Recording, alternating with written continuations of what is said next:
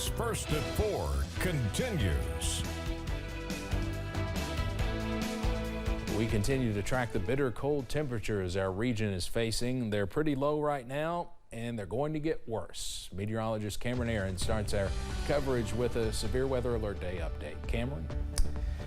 That is right, Steve. Those temperatures are cold now, but they get even colder as we go throughout the rest of tonight. Let's take a look right now at that camera over at I-75 in London. Still got some snow there on the grassy areas, but the interstate itself looks pretty good right about now. Over in Jenkins, same story. Some snow on the grassy areas, but please don't let your guard down because we could still see some slick spots throughout the rest of tonight and into your early Saturday as well, as temperatures stay well below freezing. 21 in Jackson, 21 in Prestonsburg, 20 in Pikeville, and 23 for both Somerset and Monticello.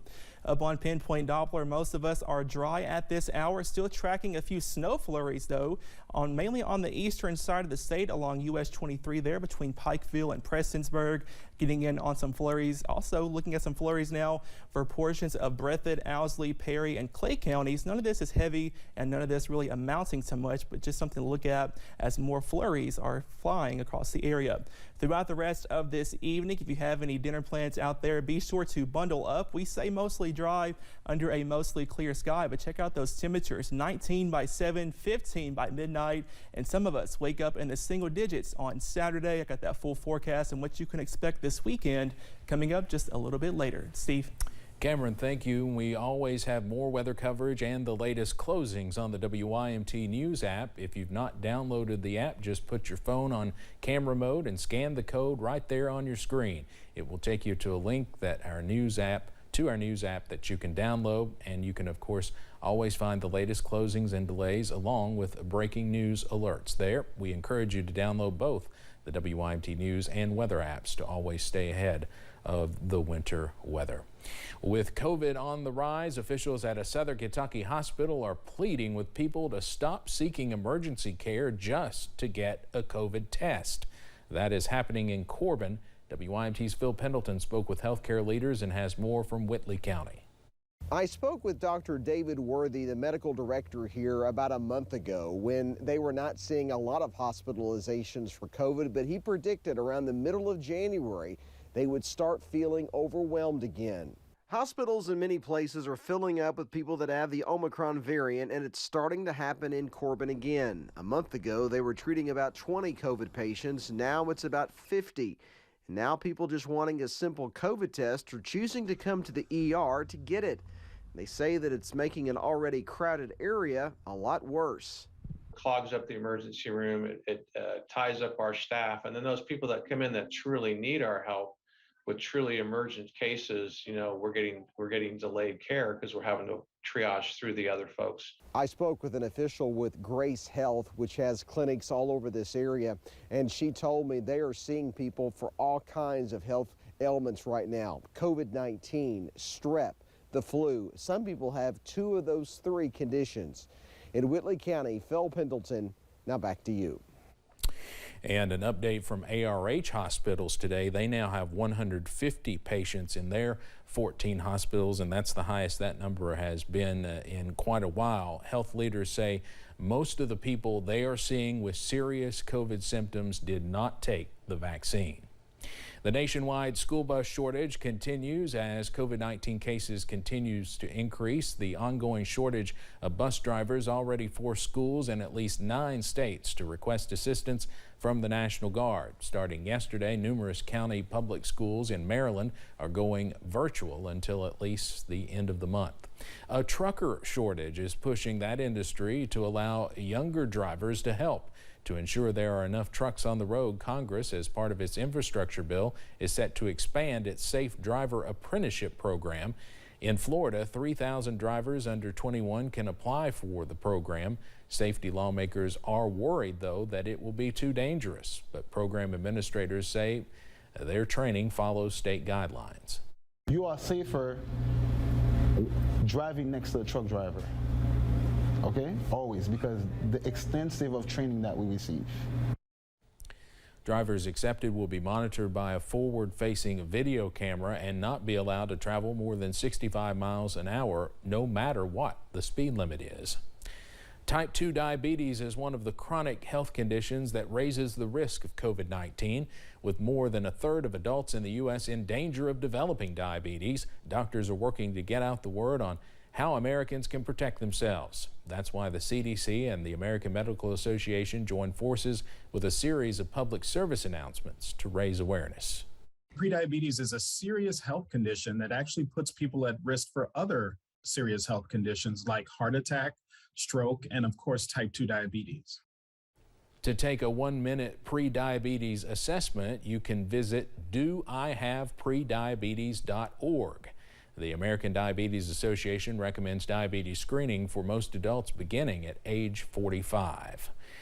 President Biden is working to fix nationwide supply chain issues, beginning with addressing much-needed supplies of tiny microchips used to power everything from cars to dishwashers. And he's getting some help from tech giant Intel. CBS's Skylar Henry reports from the White House.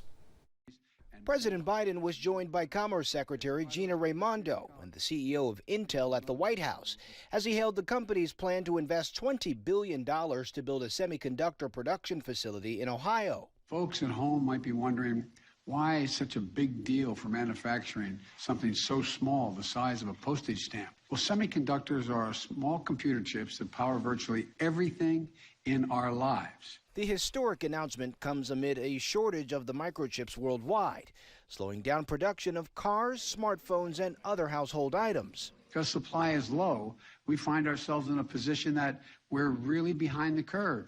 Prices are going up.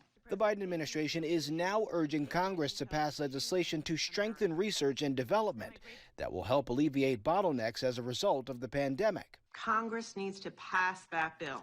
President Biden's push to fix and improve the nation's supply chain issues comes on the heels of him marking his first full year in office. He says the bipartisan infrastructure law and his Build Back Better plan will help produce a more productive economy. After months of setbacks, the president says he's now looking at ways to break up his signature $2 trillion plan into smaller chunks that might have a better chance of passage. We're going to get as much, a big mountain-sized chunk, whatever you want to call it, as much as we can of the Build Back Better agenda that we can get 50 votes for. The White House has not given a new targeted price tag for the spending bill or indicated what exactly it would include. Skylar Henry, CBS News, the White House. President Biden also says the U.S. is looking into finding where raw materials to produce semiconductor chips might be nationwide and if we have access to them. The city of Prestonsburg is looking to establish its own ambulance provider. A hearing is being held virtually with state officials to establish the service. Under current state law, certificate of need hearings are required for counties, cities, or organizations looking to establish their own ambulance service. Existing ambulance providers have fought against most applications for new services. Even mostly the current providers are unable to keep up with the demand. The city of Prestonsburg initially applied back in January of 2020, and a hearing was to be held in June of that year. But when the pandemic hit, we've been told that a number of hearings were put on delay and would be scheduled in the near future. Since then, Cabinet of Family Health and Human Services established a way for agencies to help expedite the process.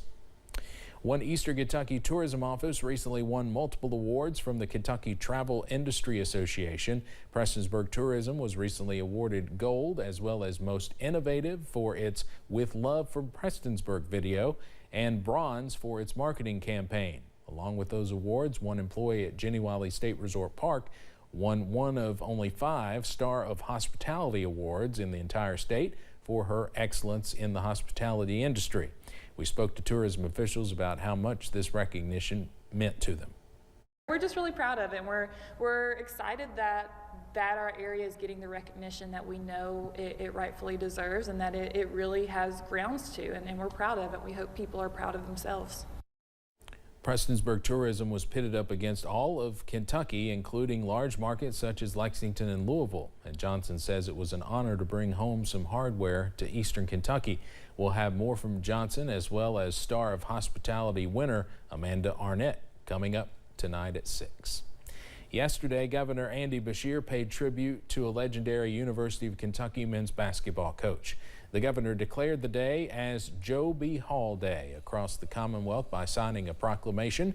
In his tweet, Governor Beshear said, quote, "There's no question that in basketball and in life, he left it all on the court. Fly high, Coach." Coach Hall died Sunday at the age of 93. We will air 2 specials remembering Coach Joe B. Hall beginning Sunday afternoon at 2 on WYMT. Coming up here on First at 4, for those who like to cook but hate those tears that appear when cutting onions, a new item is now available that will no longer make you cry. A few flurries are flying at our Pikeville Medical Center camera, but what can you expect this weekend? I got that full forecast coming up.